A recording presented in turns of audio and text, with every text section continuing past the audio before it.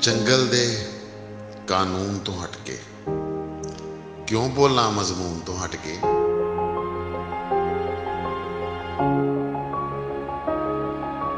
ਜੰਗਲ ਦੇ ਕਾਨੂੰਨ ਤੋਂ ਹਟ ਕੇ ਕਿਉਂ ਬੋਲਾਂ ਮਜ਼ਮੂਨ ਤੋਂ ਹਟ ਕੇ।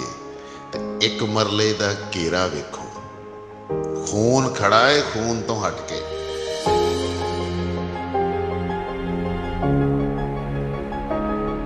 ਕਸਮੇ ਦੂਜਾ ਭਾਰ ਹੀ ਕੋਈ ਨਹੀਂ ਤੇਰੇ ਘਰ ਦੇ ਲੂਣ ਤੋਂ ਹਟ ਕੇ।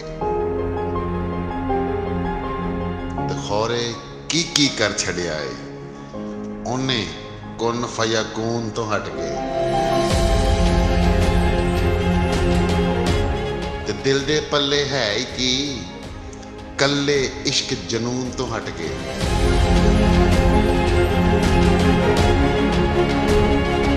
यार कलीम जे कैदी नहीं हो काफिया बन कानून तो हट के।